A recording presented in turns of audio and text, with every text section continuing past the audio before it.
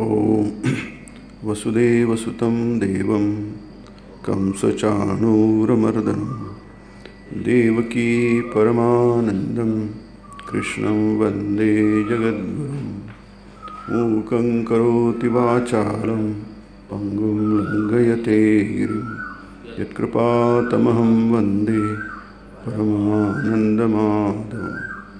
नमः श्रीयतिराजाय विवेकानन्दसूरये सच्चित्सुखस्वरूपाय स्वामिने तापहारिणे।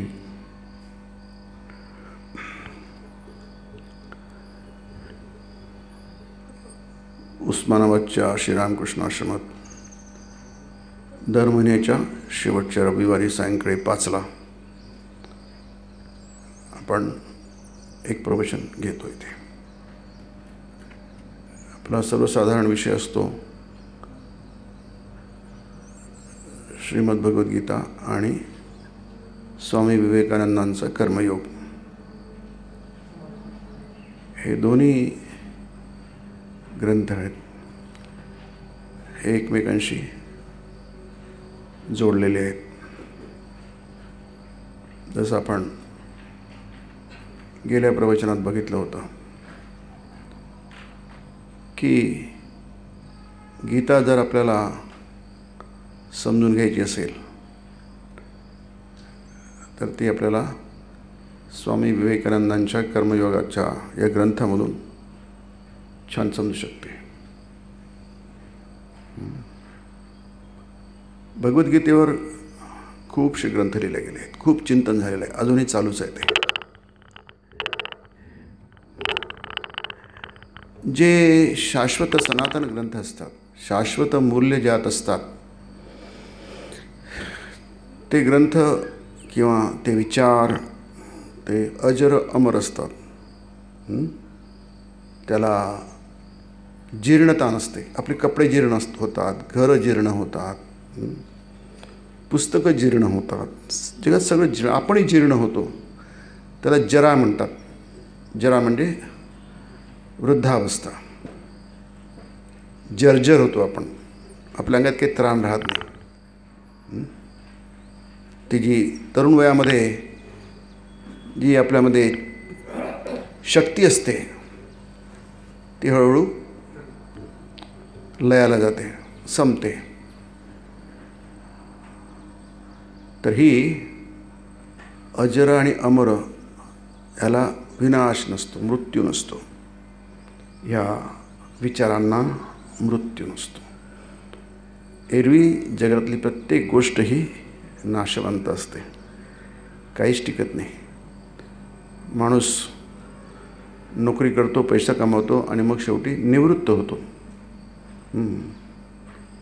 असंच आपल्याला प्रत्येक गोष्टीतून निवृत्त व्हावं लागतं.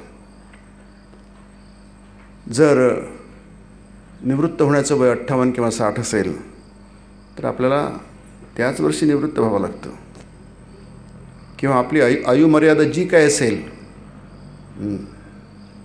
त्याच वयाला आपल्याला जगातून निवृत्त व्हावं लागतं, जगाचा निरोप घ्यावा लागतो. त्याला म्हणतात मरण, निधन. गीतेतले शब्द आहे. तर पण जे शाश्वत असतात त्यांना जरामरण नसतं की नाही. शेकडो हजारो वर्ष झाले तरी युगानुयुगे ते विचार टिकत असतात, कारण ते शाश्वत विचार असतात. आता जग हे 50 वर्षांमध्ये खूप बदलून गेलं आहे बघा. किंवा गेल्या 10 वर्ष स्वामीजी त्या काळात म्हणत होते, स्वामी विवेकानंद 100-125 वर्ष होणे, त्या काळची गोष्ट 21व्या शतकाच्या आधीची आहे.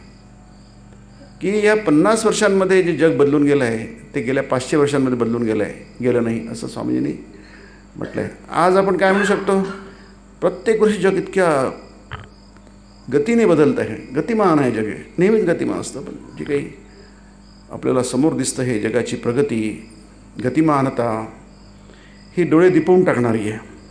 सतत बदलत असतात. त्या बदलाला आपण जीवतोडपणे सामोरं जाण्याचा प्रयत्न करत असतो. ती गती साधण्याचा प्रयत्न करत असतो.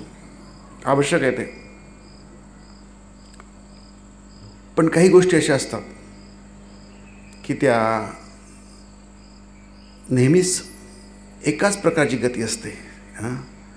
जसं लहान मुलगा एका गतीने पळतो, थोडं वय होतं त्याला आणखी गती येते पळण्याची, आणखी गतीने पळू शकतो, आणखी थोडा मोठा होतो आणखी पळू शकतो. जसं क्रिकेट समजूया, लहानपणी क्रिकेट खेळतात, मग त्यांचं एकदा उमेद संपली तर त्याला निवृत्त होणार, मग तो बॅटिंग करत नाही, बॉलिंग करत नाही. तो आता होता, भूतपूर्व होता, पूर्वी तो चांगला एक नावाजलेला क्रिकेट खेळाडू होता. पण इथे मात्र असं आहे शाश्वत मूल्य, म्हणून त्याला म्हणतात यावश चंद्र दिवाकरौ. आकाशात जोपर्यंत चंद्र आहेत, दिवाकर म्हणजे सूर्य आहे, तोपर्यंत याची किंमत तशीच राहते, कमी होत नाही. आपला मोबाईल आहे, 2 वर्षानंतर 4 वर्षानंतर आपल्याला त्याचा काही उपयोग होत नाही, नुसता घ्यावा लागतो, नवीन घ्यावा लागतो, कारण त्याचं मूल्य तेवढंच आहे. त्याच्यानंतर तो काम देत नाही, आपली सेवा करू शकत नाही, आपल्या काही उपयोगी पडत नाही. पण हे जे मूल्य आहेत, हे विचार आहेत, हे शाश्वत आहे, सनातन, म्हणून त्याला सनातन म्हणतात. तसेच असणार आहे, त्याची किंमत कधीही कमी होत नाही, उलट वाढत जाते. कारण ज्या लोकांनी ते विचार चिंतले असतात ते फार महान असतात. त्यांनी आपलं समग्र जीवन याला वाहून घेतलं असतं, त्यांनी आपल्या जीवनाला त्याप्रमाणे घडवलेलं असतं. असं कृष्ण इथे आहे आणि इकडे स्वामी विवेकानंद आहेत. भगवान श्रीकृष्ण, युगाचार्य स्वामी विवेकानंद. म्हणून गीतेच्या ध्यानविधीमध्ये म्हटलं आहे की अद्वैतामृतवर्षिणीं भवद्वेषिणीं अद्वैतामृतवर्षिणीं भगवतीं अष्टादशाध्यायिनीं अंब त्वामनुसंदधामि भगवद्गीते भवद्वेषिणीं. ही गीता म्हणजे आईसारखी आहे. आईचं प्रेम नेहमीच जसं आहे तसंच असतं. मुलगा कसाही का असे ना, आईचं प्रेम काही कमी होत नाही. तसंच ह्या गीतेने आपल्यावर जे उपकार केले आहेत ते कितीही तुम्ही विचार केला, जसं शास्त्र म्हणतं की सहस्र शतसहस्र माता ज्या आपल्यावर उपकार करू शकत नाही ते शास्त्र करतं, श्रुती करते. श्रुती माता म्हणतात. म्हणून ज्ञानेश्वर माऊली म्हणतो श्रुती माता म्हणतात. श्रुती म्हणजे वेद, उपनिषद, त्यांना श्रुती म्हणतात. तसाच हा श्रुतिग्रंथ आहे गीता, भगवद्गीता. आणि ही गीता ही काय करते, आपल्यावर अद्वैतामृतवर्षिणी, अमृताचा वर्षाव करते. आपल्याला मरू देत नाही, आपल्याला जिवंत ठेवते आणि अमरत्वाकडे नेते. आपण मरत नाही, म्हणजे शरीराला मरण आहे. गीता सांगते शरीराला मरण आहे, आपल्याला मरण नाही आहे, कारण आपण शरीर नाही.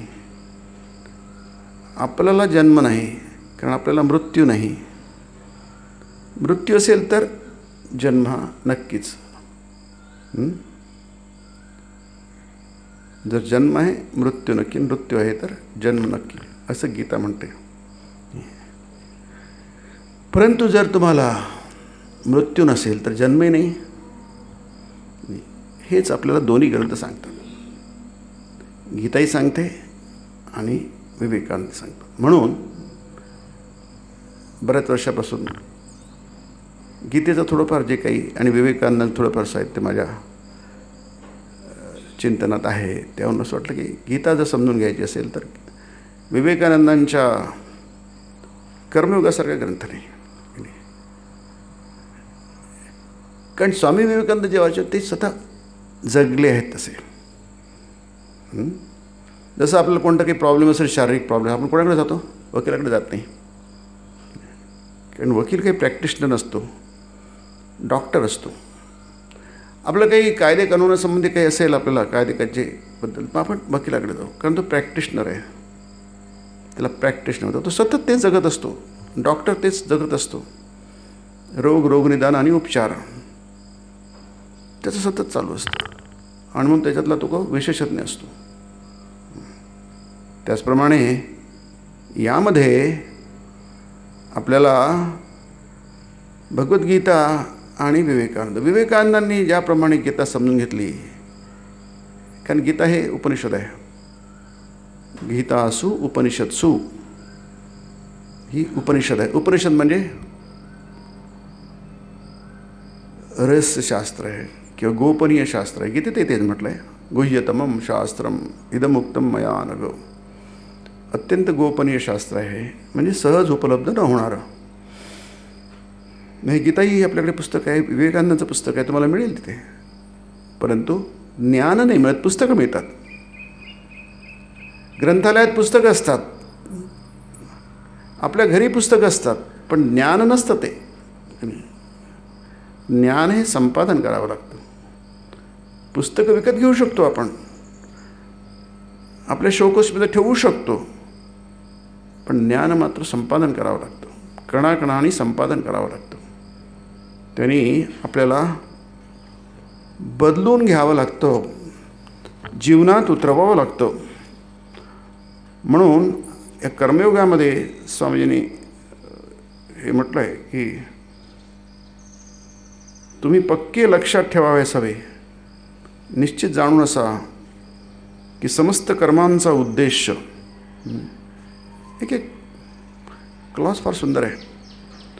कर्म हे चुकलंच नाही आहे. इथे आधी म्हटलं आहे की तुम्ही श्वास घेता, सगळंच काही कर्म आहे, हेही लक्षात घ्यायला पाहिजे. आपला संबंध हा कर्माशी येतो आणि स्वामीजी म्हणतात जेवढा कर्माशी येतो तेवढा कशाशीच येत नाही. ही फार मजेदार गोष्ट आहे, हे समजून घेणं. इथे बघा ते काय म्हणतात, माणसाला आयुष्यात जेवढ्या म्हणून शक्तींना हाताळावे लागते, म्हणजे संबंध येतो, त्यांपैकी मानवी चारित्र्य घडविणारी कर्मशक्ती हीच सर्वांपेक्षा अधिक प्रबल होय. सतत कर्म करता, म्हणजे कर्म अशी करा त्यातून तुम्हाला जास्तीत जास्त फळ मिळेल. त्यालाच मॅनेजमेंट म्हणतात की नाही. तुमच्याकडे वेळ आहे, तुमच्याकडे रिसोर्सेस आहेत, या दोन्हीचा उपयोग करून तुम्ही जास्तीत जास्त रिझल्ट आणा. त्याला मॅनेजमेंट म्हणतात. आपण ज्याला टाईम मॅनेजमेंट वगैरे म्हणतो. तुमच्याकडे एक निश्चित नियत वेळ आहे, त्याचा उपयोग करून तुम्ही मॅक्झिमम रिझल्ट साधा, मॅक्झिमम जास्तीत जास्त अधिकाधिक परिणाम साधा. गीता आपल्याला हे शिकवते. गीतेवर कितीतरी आजकाल तर मॅनेजमेंटला फक्त गीतेचा उल्लेख करत नाही, ते स्वामींचा उल्लेख करत नाही, पण सगळे आजकालचे मॅनेजमेंट जेवढे काही पुस्तकं आहेत किंवा विचार आहे सगळे त्या स्वामी विवेकानंदांच्या ग्रंथावर आधारलेले आहे आणि गीता आणि उपनिषदावर आधारलेली आहे. फक्त ते म्हणत नाही, कारण ते म्हणण्यासाठी थोडंफार प्रामाणिकपणा लागतो. तो प्रामाणिकपणाकडे आजकालच्या लोकांना नाही आहे. कोणाला श्रेय द्यायची त्यांची तयारी नाही आहे. विचार हे फार प्राचीन असतात. स्वामींनी म्हटलं आहे की असे विचार काही शाश्वत विचार असतात, ते काही असे दररोज आपल्याला मिळत नसतात. ते फार प्राचीन काळापासून येतात, काही बदल नाही, त्याला शाश्वत म्हणतात. सार्वभौम विचार म्हणतात. सगळ्या काळांसाठी, सगळ्या व्यक्तींसाठी आणि सगळ्या ठिकाणांसाठी असतात ते. म्हणून गीतेचे विचार आहेत. कुठे त्यात काय, आता तुम्ही त्यात काय भर टाकू शकता, काय काढू शकता? असं कोणता विचार आहे गीतेमध्ये किंवा विवेकानंदांच्या ग्रंथांमध्ये की तुम्ही नाही हा काही कालबाह्य झालेला आहे? गीतेतले हे विचार कालबाह्य झाले, हे श्लोक कालबाह्य झाले. तुम्ही म्हणा, शहाणे लोक म्हणणार नाहीत. ते आहे तसंच आहे. ते याचं कारण ती अनुभूती आहे. गीता ही सांगते अनुभूती आहे, शाश्वत अनुभूती आहे, सत्याची अनुभूती आहे. सत्य नावाची गोष्ट असते, ही गीता आपल्याला सांगते. नासतो विद्यते भावाः. असत गोष्टींचं अस्तित्व नसते. नाभावो विद्यते सतः. सत गोष्टींचा अभाव नसतो. जी खरी गोष्ट आहे ती कधीच संपत नसते, तिचा अभाव कधीच नसतो. की नाही. उभयोरपी दृष्टोंत अनयोस तत्वदर्शिभी. जे ज्ञानी असतात त्याने दोन्ही कळतं. हे गीतेतला फार सुंदर श्लोक आहे, द्वितीय अध्यायातला. दोन्ही कळायला पाहिजे की जी गोष्ट आहे ती नेहमीच असते, कधी नसते असं कधीच नसते, आणि जी नाही ती नेहमीचीच नसते, कधी असते कधी असं कधीच नसते. हा सत आणि असत याच्यातला फरक जो आहे, जे शाश्वत आहे ते नेहमीच शाश्वत असतं, जे नित्य आहे ते नेहमीच नित्य असतं, आणि जे अनित्य अशाश्वत आहे ते नेहमीच अशाश्वत. आणि तुम्ही किती त्याचं आव्हाना असं नाही असं म्हणा, पण तसं नसतंच ते, कारण ते सत्य आहे. गीता आणि विवेकानंद आपल्याला हेच सांगतात. त्यासाठीच महापुरुष लागत असतात. बाकीच्या गोष्टीत आपल्याला काय रस्त्यावर पडलं जसं दवाखाने असतात ना, आणि गल्ली गल्लीत 4 दवाखाने असतात. आणि आजकाल खूप यामध्ये उपलब्धता खूप वाढलेली आहे. प्रत्येक गोष्टीची उपलब्धता खूप वाढलेली आहे आणि त्याची गरज पण आहे. पण हे असं नाही आहे. यासाठी आपल्याला इकडे वळावं लागेल, जाणीवपूर्वक वळावं लागेल. कारण हे अतिशय मूल्यवान आहेत, अतिशय मूल्यवान आहेत.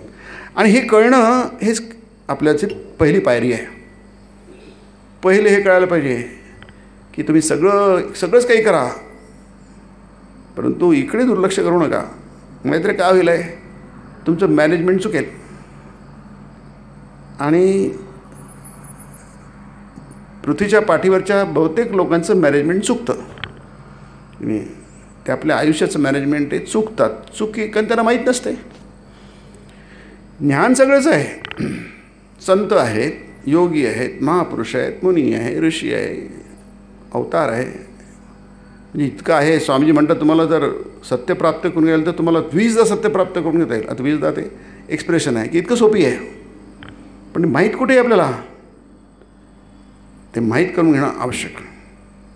म्हणून ह्या ग्रंथांमध्ये आपल्याला कळतं की तुम्हाला आयुष्याचं मॅनेजमेंट कसं करायला पाहिजे, आयुष्य कसं घडवायला पाहिजे. सामान्य माणसांना काही गोष्टी टाळता येत नाही आणि त्यांना त्या कराव्याच लागतात. कारण त्यांच्यापाशी तेवढी शक्ती असते.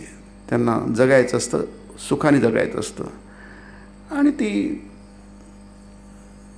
योग्य आहे, ती योग्य ती इच्छा आहे, त्यात काही चूक नाही आहे. फक्त सत्याला वाहून घेणं त्यासाठी ते घडलेले नसतात, तसे संस्कार नसतात. पण जे असतात त्यांच्याकडं माहीत. तसं विवेकानंद आहे की नाही, जन्मभर त्यांनी ते एकच विचार केला. त्याची काय अनुभूती असेल तुम्ही कल्पना करा. ती अनुभूती आपल्याला देण्याचा त्यांचा प्रयत्न असतो. ती जाणीव, ती जागृती तुमच्यापर्यंत पोहोचवण्याचा प्रयत्न असतो. त्यात किती सफल होतात तुमचं नशीब, तुमचं प्रारब्ध. प्रत्येकाचं प्रारब्ध वेगवेगळं असतं.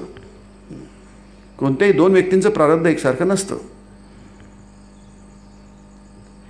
परंतु उपलब्ध मात्र सगळंच आहे की नाही.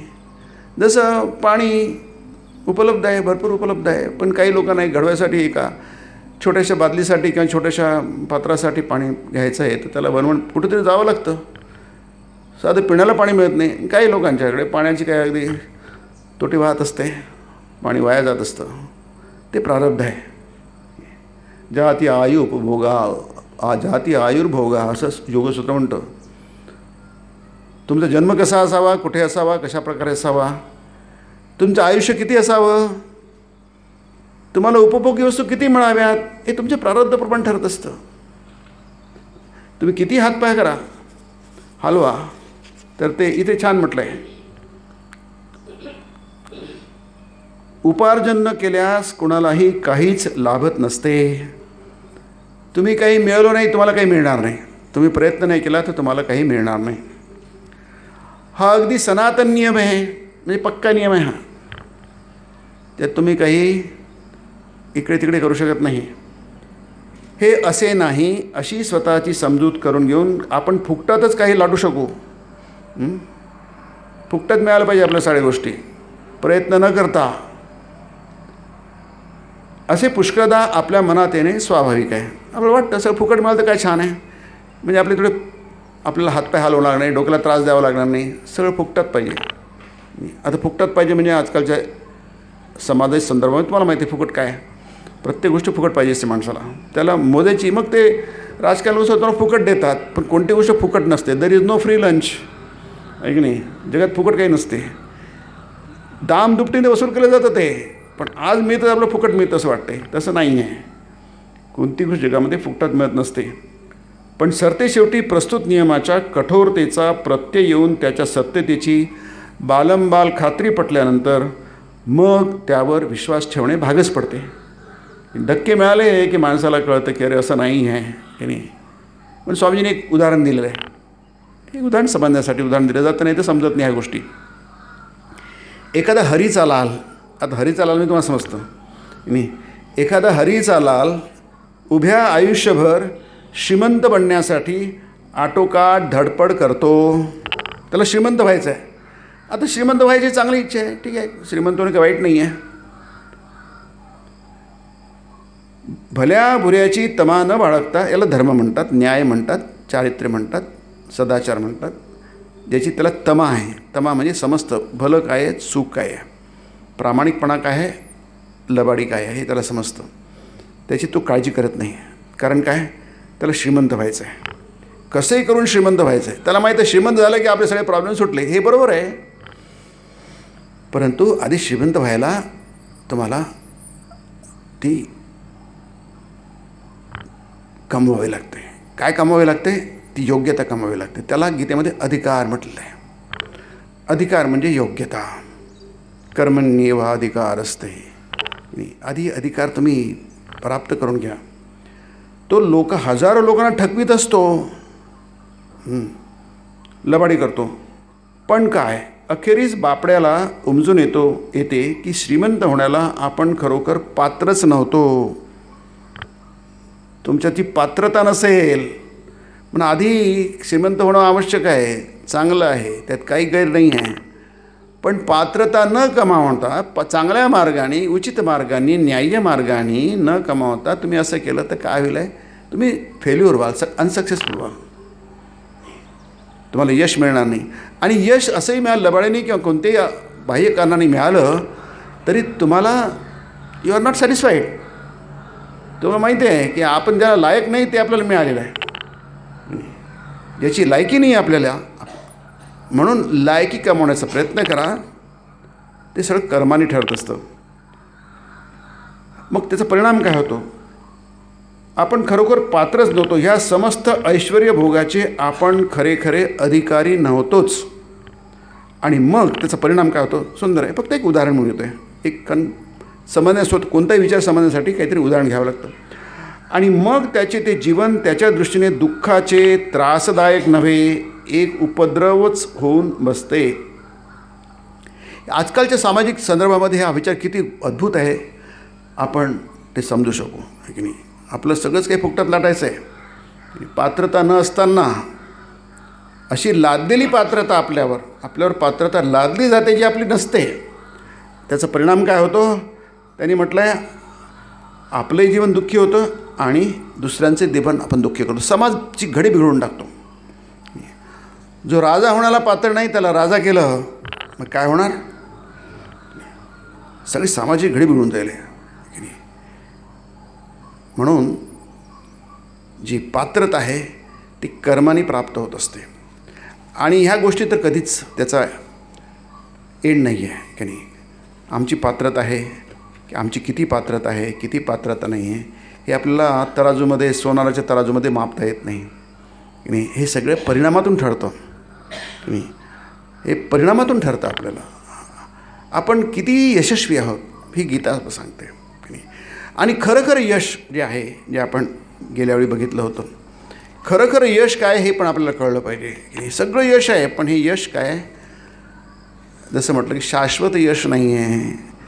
तुम्ही किती महान असले तरी तुम्हाला रिटायर्ड व्हावं लागतं, म्हणजे त्याला एंड आहे. तुम्ही किती मोठ्या पदावर गेले तरी तुम्हाला ते पद सोडावं लागतं, तिथून तुम्हाला मागे हटावं लागतं. दुसरे येतात, नवीन येतात आणि जुने मागे पडतात, नवीन समोर येतात आणि असंच चालतं. आणि काही बरोबर आहे, चूक नाही, अगदीच बरोबर, असंच असायला पाहिजे. पण हे संपतं तरी पण आपण महान असतो. याच्याशी त्याच्याशी आपल्याला काही संबंधात कृष्ण बघा, कृष्ण तुम्हाला किती हजार वर्ष झाले?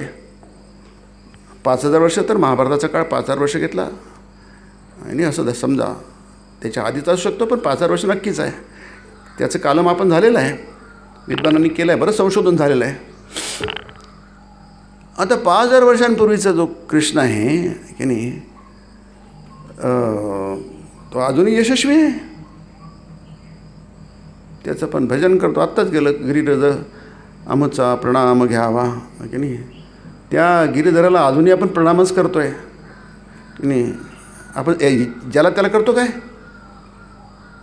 कारण काय तो तसा आहे तसं त्याची ते निखळ यश आहे त्याचं की नाही, अगदी सोलीव यश आहे ते. स्वामी विवेकानंद जाऊन किती जवळपास 125 वर्ष झाले असतील. 1902ला ते गेलेत, आता 22 आहे 2000. पण अजूनही आपण स्वामी विवेकानंदांचा आज उद्याचा भारत जो आहे किंवा आजचा भारत आहे, स्वामी विवेकानंदच घडवतील. स्वामी विवेकानंदांनी भारताचं उज्ज्वल भविष्य बघितलं होतं. हा भारत जो आहे, स्वामींनी म्हटलं आहे की जो इतका पतनावस्थाला गेला आहे तेवढं पतन कधीच झालं होतं भारताचं. 125 वर्षापूर्वीचे विचार आहे स्वामींचे. आणि यावेळी जी उंची गाठेल तेवढी उंची भारताने कधीच गाठली नव्हती असे स्वामी म्हणतात त्या काळामध्ये. म्हणजे ते सगळं स्वामी विवेकानंदाचा भारत आहे, हा कृष्णाचा भारत आहे, हा व्यासाचा भारत आहे, स्वामी विवेकानंद शुकादेवाचा भारत आहे. हा हे भारताचे नायक आहेत. व्यास नायक आहेत, कृष्ण नायक आहेत, राम नायक आहेत. हे खरे नायक आहेत, हे महानायक आहेत. आणि किती नावं घ्यावीत. ज्ञानेश्वर महाराज नायक आहेत, रामदास स्वामी आहेत की नाही. ही सगळी संतांची मांदी आळी आहे. हे नायक आहेत, हे खरे नायक आहेत. यांचे फोटो लावा घरी मुलांनी, युवकांनी की नाही. ही तुम्हाला प्रेरणा देतील. आयुष्य म्हणजे काय असतं, आयुष्य कसं जगायचं असतं हे आपण समजून नाही. आणि आपले कुठले इकडे तिकडले तुम्ही नायक शोधून काढून आणि त्यांचे फोटो लावून तुमच्या आयुष्याची काय होईल आहे, वाताहत होईल आहे, बरबाद होईल आहे. कारण तुमचे चुकीचे नायक आहेत, चुकीचे आदर्श तुम्ही डोळ्यांसमोर ठेवले आहेत. आणि चुकीचे आदर्श ठेवले तर त्याचा परिणाम हा असाच होणार. म्हणजे संपूर्ण देशाला, संपूर्ण समाजाला जागवायचं असेल, संपूर्ण जगाला जागवायचं असेल म्हणून स्वामी म्हणतात ए बार भारतवर्ष, ए बार केंद्र भारतवर्ष. आता केंद्र भारतवर्ष आहे स्वामी म्हणतात. तर अर्नॉल्ड टॉयनबी म्हटलं आहे, तो ग्रेट हिस्टॉरियन होता, की सुरुवात झाली आहे पश्चिमेकडनं आणि जर जगाचा विध्वंस व्हायचा नसेल, जगाचा शेवट व्हायचा नसेल तर त्याचा शेवट भारताने, त्यांनी भारत म्हटलं आहे, एशिया नाही म्हटलं. भारतच या जगाला वाचवू शकेल. आज सगळ्या जगाची दृष्टी भारताकडे आहे.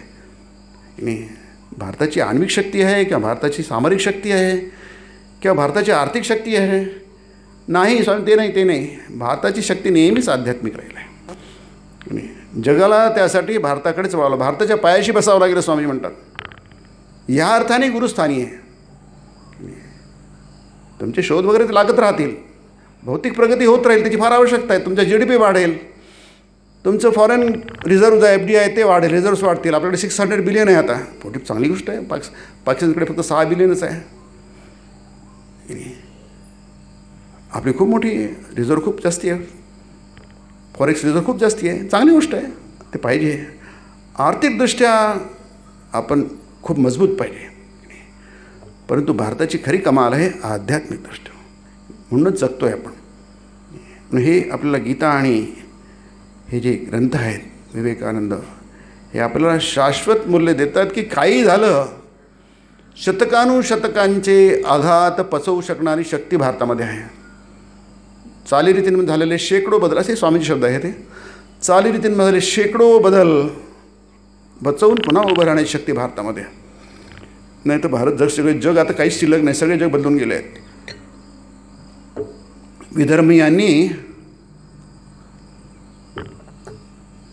तिथली मूळ संस्कृती पार वाट लावून टाकली, नष्ट करून टाकली. आपली सगळी संस्कृती तिथे, आपली संस्कृती धर्म वगैरे सगळं लादलं तिथे त्याच्यावर. भारताने तसं केलं नाही, पण अजूनही भारताचे प्रयोग झाले, पण भारत अजूनही टिकून आहे आणि तो टिकून राहणार आहे. स्वामींचा ती दृष्टी आहे, दिव्य दृष्टी आहे ती. म्हणून प्रत्येक व्यक्तीने त्याला हे कळो की न कळो, आज कळो, उद्या कळो, या जन्मात कळो, पुढच्या जन्मात कळो, पण आहे हेच. तुम्हाला शेवटी इकडे तिकडे जाऊन पुन्हा इकडे यावं लागेल. मग आताच का नाही? तुम्ही इतके सगळे प्रयोग केले आणि सगळे फेल झाले आणि शेवटी तुम्हाला कळलं की आपले सगळा वेळ वाया गेला. म्हणजे अभ्यास करण्याची एक पद्धती असते की नाही, त्या पद्धतीने तुम्ही अभ्यास केला, कमीत कमी वेळामध्ये तुम्ही अधिकाधिक अभ्यास करू शकाल आणि तुम्हाला त्याप्रमाणे रिझल्ट्स मिळू शकतील. नाही तर पण अभ्यास करतो आहे पण त्याचं फळ मात्र आपल्याला जसं पाहिजे तसं मिळणं फारच कमी मिळतं. कारण अभ्यास कसा करायचा असतो, अभ्यास करण्याची पद्धती काय आहे, ती निश्चित पद्धती काय आहे हे आपल्याला माहीत नसते. ती माहीत करून घ्या आधी, मग करा, मग बघा तुम्हाला ते किती फळ मिळेल आहे. मग तसं इथे आहे. त्याला स्वामी इथे म्हटलं आहे कर्मयोग dissipation of energy. There is something like dissipation of energy. असं काहीतरी आहे की ती एनर्जी वाया जाते. आपली मेंटल एनर्जी की नाही, आपली फिजिकल एनर्जी ही वाया जाते, विखुरली जाते. डिसिपेशन म्हणजे विखुरणं जाणं, वाया जाणं. जसं पाणी डोंगरावर पडलं, चारी बाजूने विखरलं जातं आणि वाया जातं, त्याचा आपल्याला उपयोग होत नाही. लोक मग गुंड घेऊन किंवा ह्या घेऊन आपल्या बादल्या घेऊन कुठे जातात, कुठेतरी पाणी शोधायला 2 किलोमीटर 4 किलोमीटर. इतकं पाणी पडतं ना कोकणामध्ये, खूप पाण्याचा अगदी वर्षाव होतो. 120 किलोमीटर इंच वगैरे काहीच पडतं. आमच्या तिकडे मुंबईला किती पाऊस पडतो, कुठे जातो तो सगळा समुद्रात जातो. त्याला म्हणतात डिसिपेशन ऑफ एनर्जी. ते तुम्ही जर आता इथं उजनीचं पाणी येऊन राहिलं म्हणजे काय, इतक्या दूर येते का, तिथे पाणी अडवलं म्हणून इकडे येते पाणी. तर त्याला वाया जाऊ न देणं किंवा कमीत कमी वाया जाऊ देणं. कारण काही होतं, जसं आता हाय टेन्शन वायर आहेत, हे इथून कुठेतरी चालले आहेत, दूर दूर दूर दूर चालले आहेत.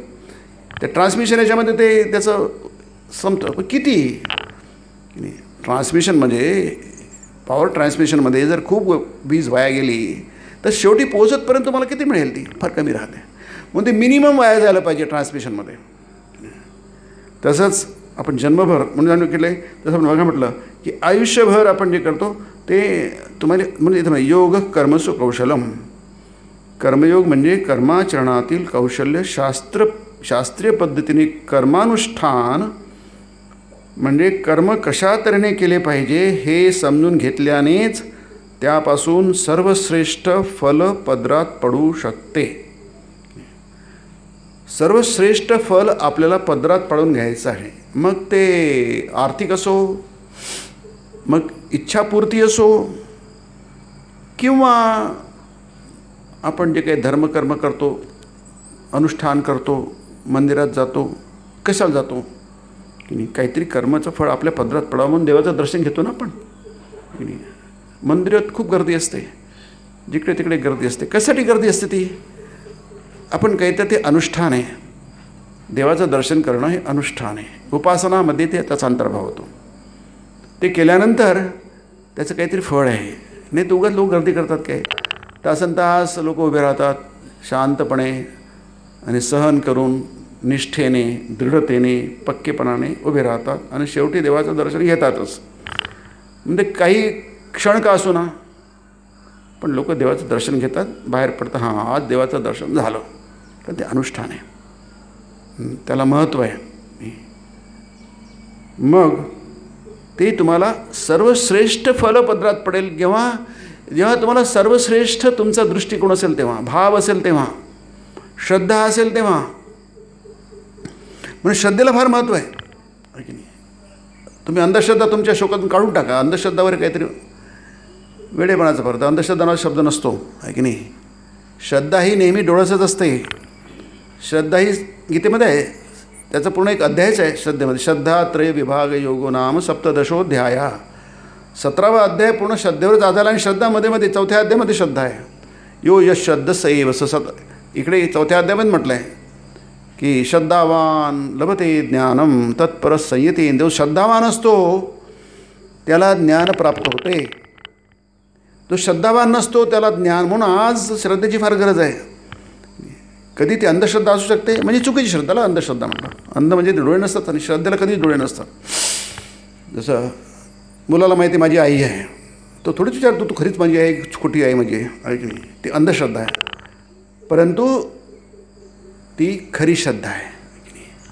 माझा बाप आहे, कोणी बापाने काही सिद्ध करायचं असतं का, ते सिद्ध करण्याची काही गरज नाही आहे की नाही. ती खरी श्रद्धा आहे. तसंच देवावरची श्रद्धा ही सात्विक आहे, तामसिक आहे की राजसिक आहे? है ना? की जी श्रद्धा नसेल तर तुम्ही केलेलं तप, दिलेलं दान आणि जे काय केलं असेल ते तुम्हाला याही जन्मी पाय मिळत नाही, तर फायदा होत नाही, आणि मेल्यावरसुद्धा त्याला काही फायदा होत नाही, असं म्हणतो आपला 17वा अध्याय संपतो की नाही. मग श्रद्धेची फार आवश्यकता आहे. त्याने तुम्हाला सर्वश्रेष्ठ फल पदरात पडेल. त्यालाच कशा प्रकारे तुम्ही योग कर्मसु कौशल, तुम्ही कशा प्रकारे कर्म केलं की तुम्हाला मॅक्झिमम फळ मिळेल. थोडंफार आपली चुका होतात, याचा उल्लेख केला आहे गीतेमध्ये आणि स्वामींच्या याच्यामध्ये. तुम्ही काही करायला गेले की चुका होणार, पण चुकीच्या भीतीने तुम्ही काहीच केलं तुम्हाला काहीच मिळणार नाही. म्हणून चुका करत करत माणूस शिकतो. लहान मुलगा प्रयत्न करतो, चालतो शेवटी चालायला लागतो, पळायला लागतो, ठीक नाही. म्हणजे म्हटलं आहे. आणि कुणा चारित्र्य एका विशिष्ट साच्यात घडून वाईट आणि चांगल्या दोघांचाही वाटा सारखाच आहे. म्हणजे यश आणि अपयश दोघांचाही वाटा सारखाच आहे. स्वामीजी इथेच थांबत नाही की नाही, तिथे पुढे जाऊन म्हणतात की कुणाकुणाच्या बाबतीत तर उलट दुःखाने सुखापेक्षा अधिक धडा, अधिक शहाणपणा शिकविल्याचे दृष्टोत्पत्तीस येईल. आपण जास्त यशस्वी होतो दुःखाने, सुखाने नाही. सुखासीन माणसं कधीच महान होत नसतात. जगाचा इतिहास असाच आहे. तुमच्याकडे सगळंच आहे आणि तुम्ही काहीतरी महान घडून टाकलं असं काही नसतं. आमच्या ह्या वसुंधरेला ललामभूत झालेल्या समस्त थोर विभूतींच्या धीरोदात्त चारित्र्याचे अनुशीलन केल्यास अधिकांश स्थली, म्हणजे सगळ्याच बाबतीत हेच स्पष्ट दिसून येते की दुःखानेच त्यांना सुखापेक्षा अधिक शिकविले आहे. आपण दुःखाला घाबरतो, पळून जातो, पण स्वामी म्हणतात तरी दुःख ते तुम्हाला महान बनवतात, तुम्हाला शिकवतात, तुम्हाला तुमचे पाय जमिनीवर ठेवतात. नाही तर माणूस हवेत तरंगतात की नाही. त्यांना समजत नाही की जास्ती हवेत तरंगलं की आपण आपटू खाली. दारिद्र्याने श्रीमंतीपेक्षा अधिक धडा दिला आहे आणि प्रशंसेपेक्षा निंदेच्या आघातांनीच त्यांच्यातील अंतस्थ ज्ञानाग्नीला अधिक प्रकट केले आहे. म्हणजे प्रकृतीची योजना हे गीता सांगते आपल्याला. गीता आपल्याला सांगते की ही सगळी प्रकृतीची योजना आहे. प्रकृतीची योजना आहे तुम्हाला आत्मज्ञानी करून देणं, ब्रह्मज्ञानी करून देणं. तुम्ही कोण आहात हे तुम्हाला सांगणं. प्रकृतीची ही इच्छा नाही आहे की तुम्हाला सुखी करणं की दुःखी करणं, प्रशंसा देणं की निंदा देणं, किंवा दारिद्र्य देणं की श्रीमंत देणं. या सगळ्यातून तुम्हाला शिकायचं आहे. ही तुमची शाळा आहे. छान म्हटलं आहे, दिस इज अ मॉरल जिम्नॅशियम. ही शाळा आहे आपल्यासाठी. जसं आपण जिममध्ये जातो, मुलं जातात, तरुण जातात, सगळे जातात. आणि कशाला जातो आपण? आपलं मसल करायला, नीट करायला, किंवा स्वास्थ्य ठीक करायला, हे थोडीशी ताकदवान व्हायला, बलवान व्हायला शारीरिकदृष्ट्या, आहे की नाही. त्यासाठी काय असतं, तिथे एक ट्रेनर असतो आणि काहीतरी आजकाल बरेच उपकरणं असतात, बऱ्याच प्रकारचे उपकरणं असतात. यासाठी हे, त्याच्यासाठी असे बरेच प्रकारचे उपकरणं असतात. मग आपण काही दिवस 6 महिने 1 वर्ष काहीतरी केलं आणि नंतर वाटतं जाऊ द्या, आपण ते सोडून दिलं. आता सोडून दिल्यानंतर ते उपकरणं तिथेच आहेत, तुम्ही आपले त्याच्यातून बाहेर पडले. आता तो ट्रेनरही तिथंच आहेत, त्याच्यात तुम्ही बलवान झाला. जो काही फायदा झाला तुम्हाला झाला ते तर बाकी तिथंच आहे. ते यंत्रांना काही झालं नाही. शेवटी ते यंत्र आहेत, ते काही बलवान झाले नाही. त्याचा उपयोग करून तुम्ही बलवान झालेले. म्हणजे जग तुमच्यासाठी कसं आहे? तुम्हाला शहाणं करण्यासाठी आहे. तुम्हाला खरोखर आपण ज्याला म्हणतो खरी खरी श्रीमंती ज्याला म्हणतात की नाही, ती देण्यासाठी आहे. दुसरी गोष्ट म्हणजे तुम्हाला चारित्र्यवान बनवण्यासाठी आहे. आणि शेवटी तुम्हाला आत्मज्ञानी बनवण्यासाठी आहे. आणि ह्या जगात जो ह्या दृष्टीने प्रयत्न करतो तो यशस्वी होतो. आपण गेल्या वेळी बघितलं की तो बुद्धिमान होतो आणि कृतकृत्य होतो. 2 शब्द गीतेमध्ये वापरले. तो बुद्धिमान होतो आणि कृतकृत्य होतो. याचा अर्थ आहे त्यांनी आपलं आयुष्य परफेक्टली जगलं आहे.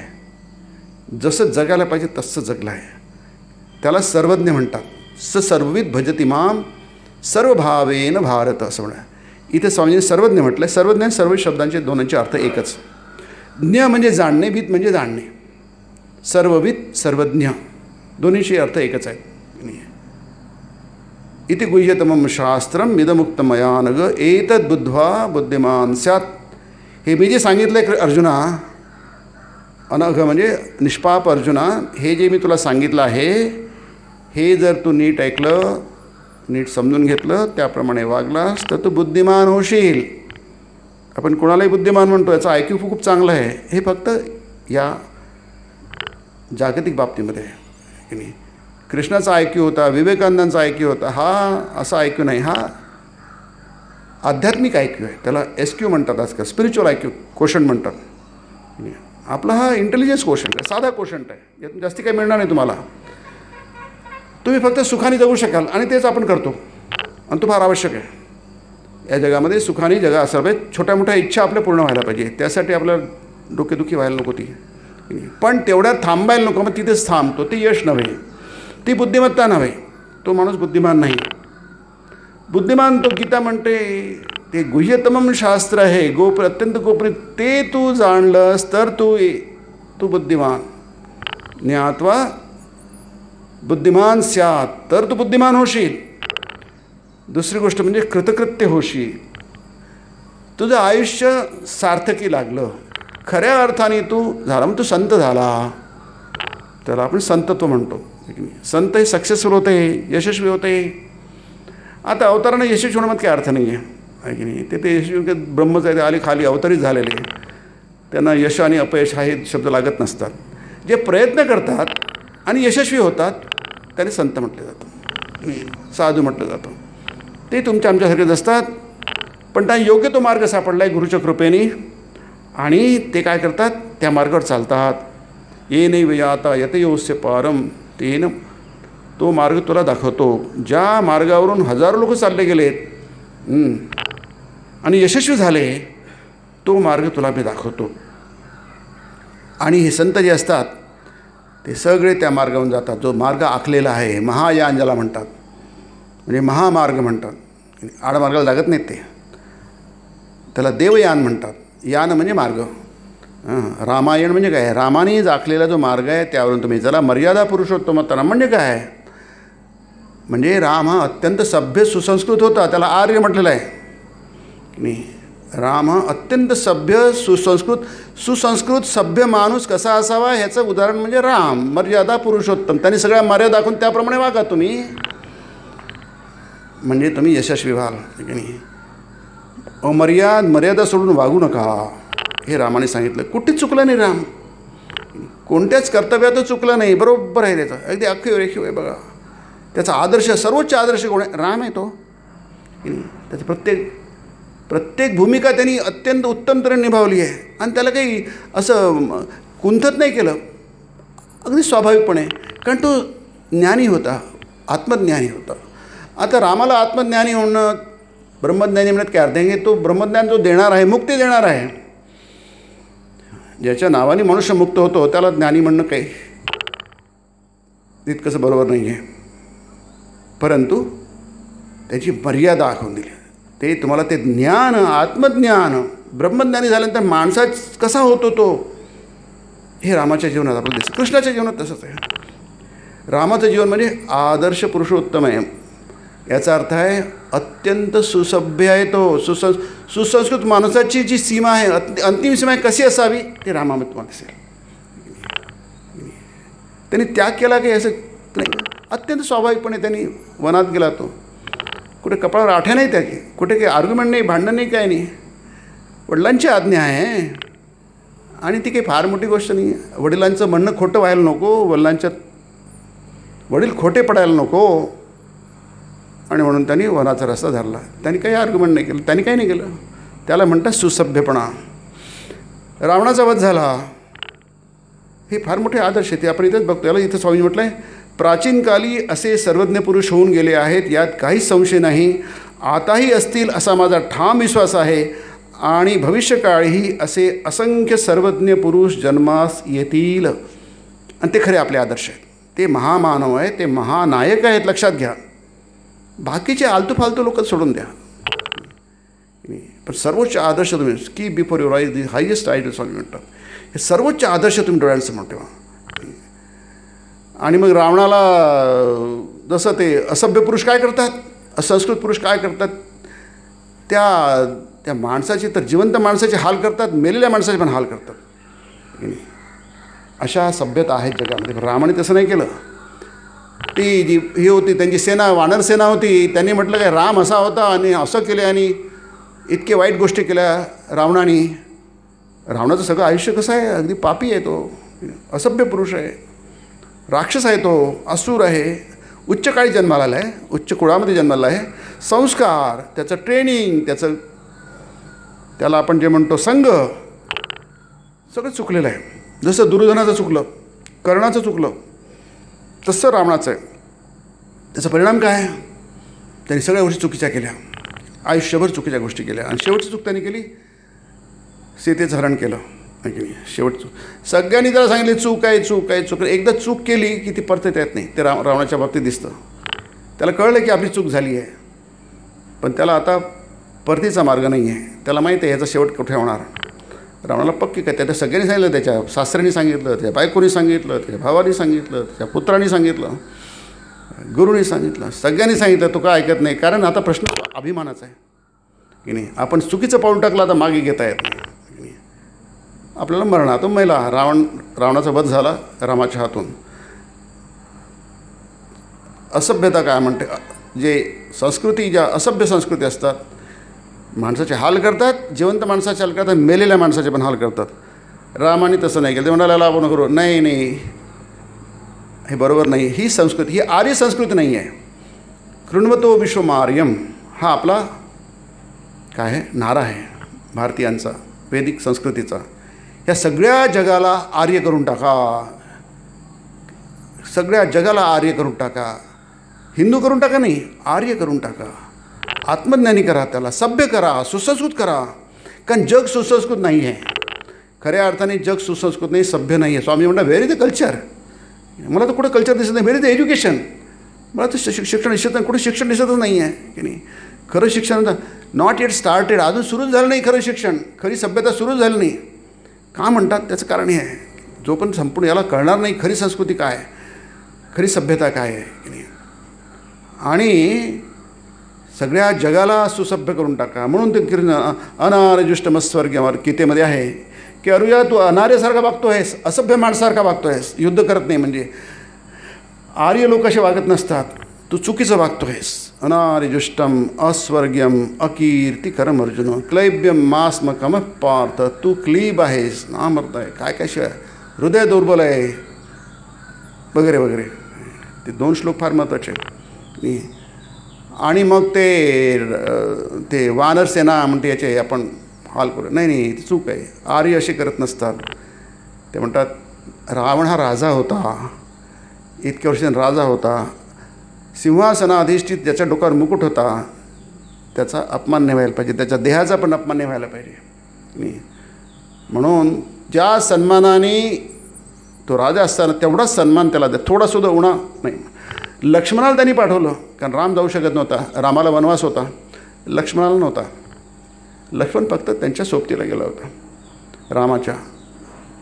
तो गेला, लक्ष्मणाला पाठवलं. लक्ष्मणा तुझी जबाबदारी आहे की रावणाची अंत्ययात्रा, अंत्येष्टी ही तितक्याच सन्मानाने व्हायला पाहिजे, तितक्या सन्मानाने एखाद्या राजाची होईल आहे. आणि तो म्हणाला आमचं वैर होतं, जिवंत आहे रावण तोपर्यंत. रावण गेला, आमचं वैर पण संपलं. मरणांत आणि वैराणी. नाही, वाल्मिकी म्हणतात मरणांत आणि वैराणी. मरणाने आमच्या वैराचा पण अंत झाला. याला म्हणतात संस्कृती, याला म्हणतात सभ्यता. कुठेही जगामध्ये, भारत सोडून की नाही, भारत सोडून कुठेच नाही जगामध्ये संस्कृती, लक्षात घ्या की नाही. खूप युनोचे झाले, कायदे झाले, भरपूर आहे, म्हणजे वैश्विक कायदे खूप आहेत, पण पालन कुठे होतं आहे. तुम्ही नाही पाळले, तुम्हाला काय करणार, काहीच करू शकत नाही. भारताने ती मर्यादा कधी ओलांडली नाही आणि आजही ओलांडत नाही. कशाही प्रकारचे राजकारणी असो आपल्या देशामध्ये की नाही, तुम्ही त्याला किती शिव्या द्या राजकारण्यांना, किती वाईट म्हणा, पण ती मर्यादा कधी राजकारणी ओळखणार ते, कोणतीही मर्यादा अजूनही कधी ओळखली गेली नाही. आणि बघा त्यासाठी हे आदर्श आहेत, नायक आहेत. राम आहे, कृष्ण हे महान आदर्श आहेत. म्हणून इथे स्वामीजी म्हणतात की हे आहे की असे असंख्य सर्वज्ञ पुरुष यायला पाहिजे, ते खरे नायक आहेत.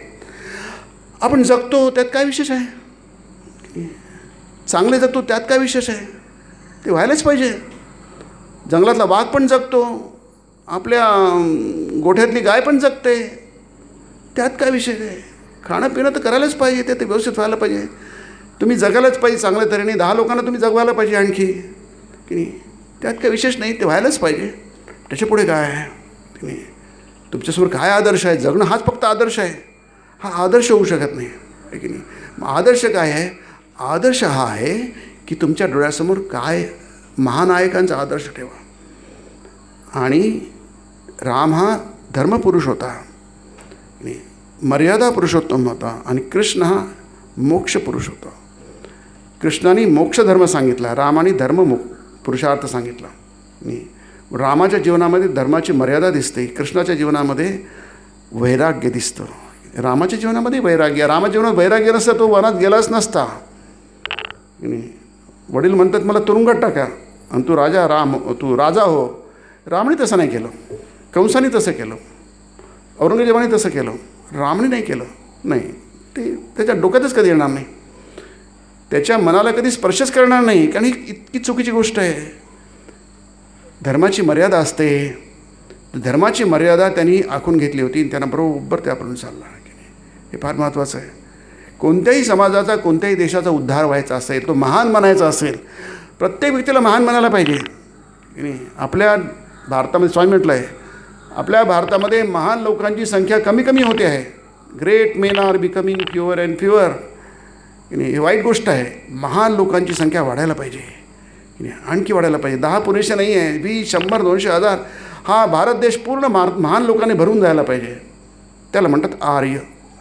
ते आदर्श आपल्या वैदिक संस्कृतीने ठेवला आहे. हीच गीता ही साधी, गीता हे शास्त्र आहे, इदम शास्त्र आहे. ही गीता हे शास्त्र आहे. आणि शास्त्र तुम्हाला असं काहीतरी आलतू फालतू बनवत नाही. सामान्य नाही, आपण सामान्य आहोत. सामान्य बनू नका, असामान्य बना. सामान्याचं कॉमन आदर्श भारत ठेवतच नाही कधी. असामान्य बना. असामान्य इतके म्हणा की तुमच्यामध्ये म्हणजे कणभरसुद्धा अज्ञान राहणार नाही, मोह राहणार नाही, काही राहणार नाही. बिकम ग्रेट की नाही. थोडं थोडकं नाही, जे करायचं मोठ्या प्रमाणावर करा, महान बना खऱ्या अर्थाने, की जेणेकरून तुम्हाला बघून 10 लोक लोकसंग्रमेवापि संपश्यन कर्तुमर्हसि. अर्जुना, तुझं चुकीचं वागशील तर 10 लोक चुकीचं वागशील, ते 10 लोकांना आणखी 10 लोक चुकीचं वागतील. आणि हेच चालतं आहे. एक चांगला माणूस झाला तर तो 10 लोकांना चांगलं करतो, त्याला पाहून 10 लोक चांगले होतात, त्या 10ला पाहून 100 लोक चांगले होतात. तो काही करो की न, त्याचं नुसतं असणंच म्हणजे जगाचं भलं आहे. स्वामीजी म्हणतात, एक चांगला माणूस काही करो की न करो, तो नुसता आहे तरी त्याच्या नुसत्या असण्यानेच लोक चांगले होतात. देव काय करतो, देव नुसता बसलेला असतो, आपल्या वेदीवर बसलेला असतो किंवा उभा असतो. आता देवी आपली आहे तुळजापूरची, नुसती उभी आहे, ती करते काय, काहीच करत नाही आहे. श्रीखंड खाते, अमुक खाते, धमुक खाते, आरती वळून घेते, पण करते काय, काहीच करत नाही आहे. पण तिथं दर्शन घेऊन 1000 लोक श्रद्धावान होतात, भक्तिमान होतात, त्यांना आनंद होतो की नाही. देवाचं दर्शन झालं, देवीचं दर्शन झालं म्हणून होतात. करते काय, नुसत्या असण्यानेच फार मोठं घडून जातं. म्हणून नुसत्या आपल्या अस्तित्वानेच त्याला लोकसंग्रह गीतेत म्हटलं आहे, लोकसंग्रह म्हटलं आहे की नाही. यद्यद आचरती श्रेष्ठ तत्तदेवी तरोजनः सयत प्रमाणं कृते लोकस्तदनु वर्तते की नाही.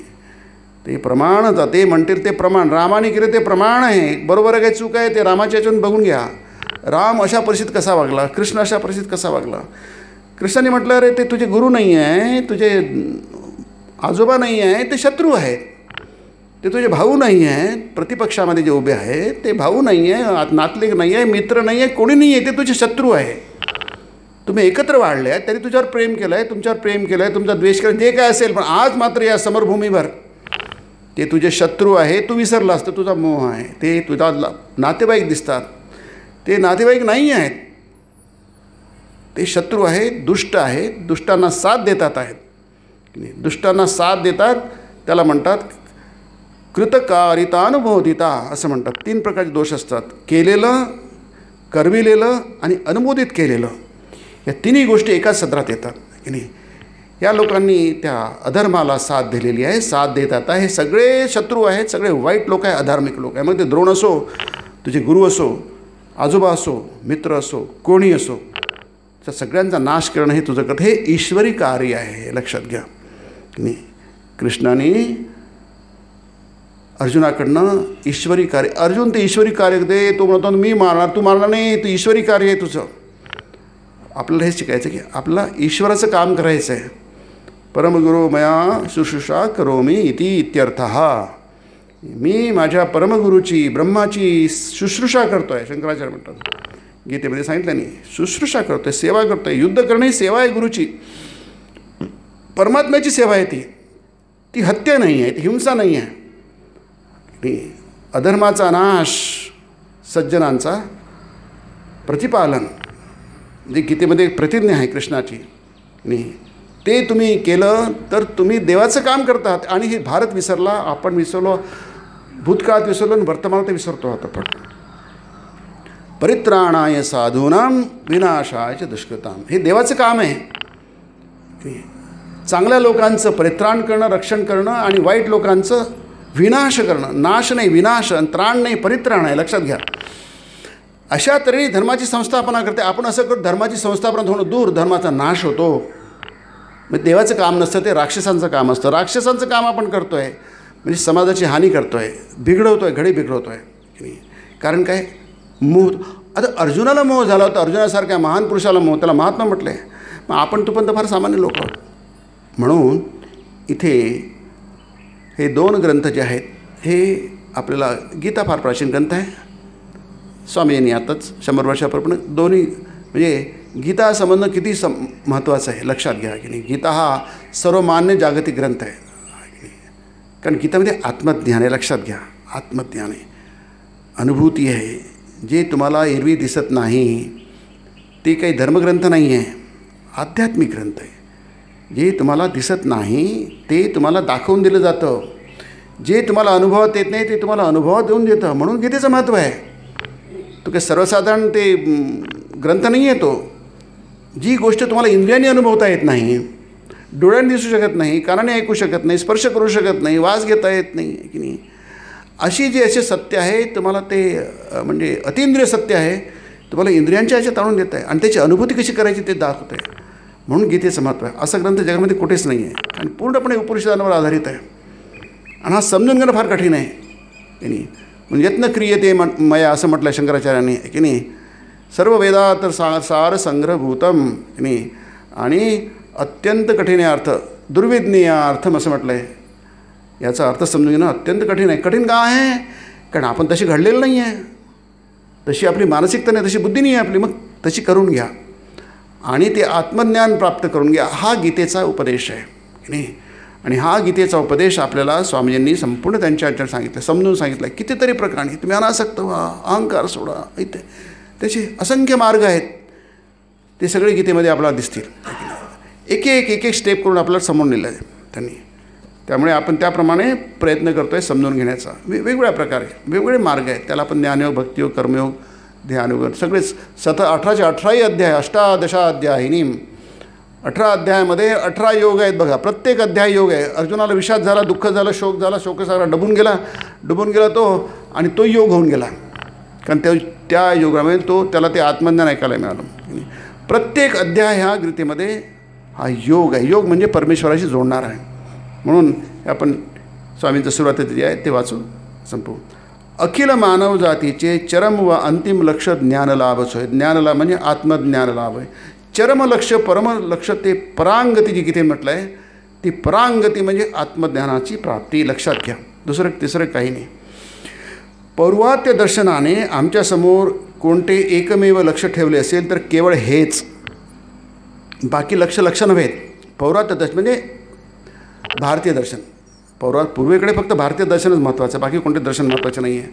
त्याखेरीज अन्य कोणत्याच लक्ष्याचा त्यात निर्देश आढळून येत नाही. कोणतं दुसरं काही नाही आहे.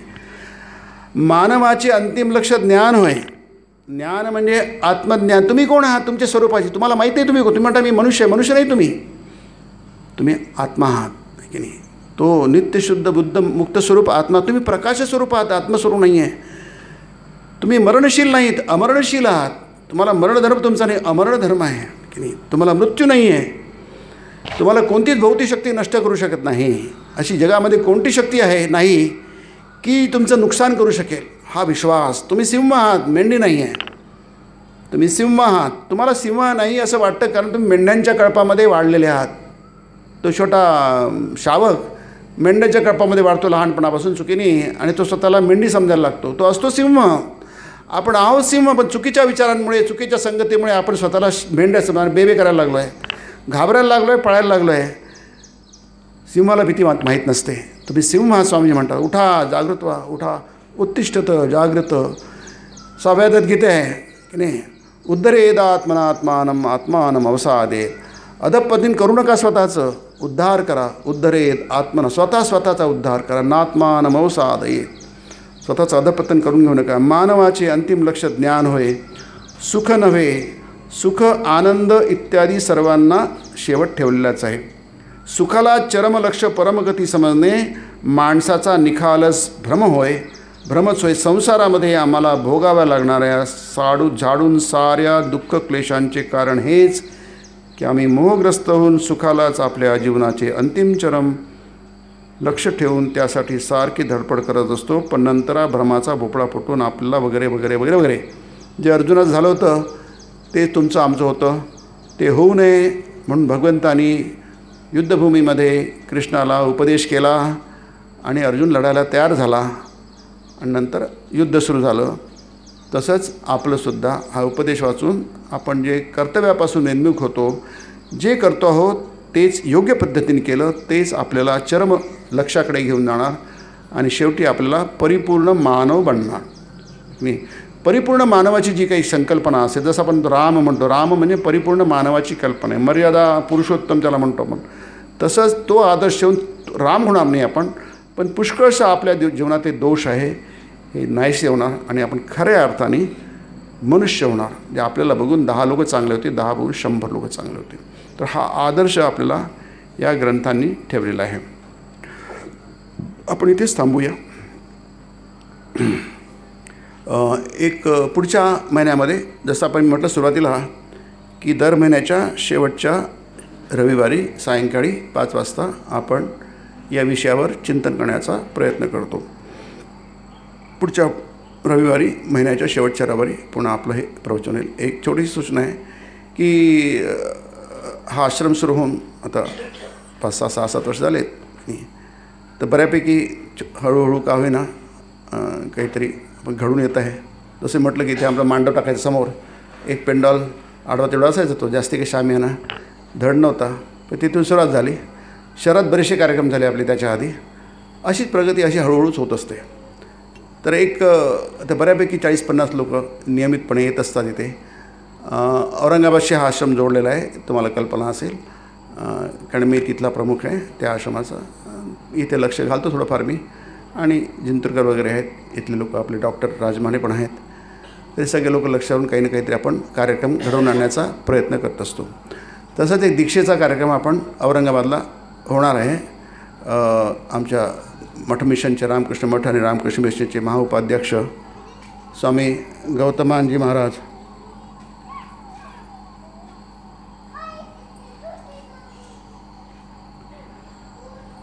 ते येणार आहेत.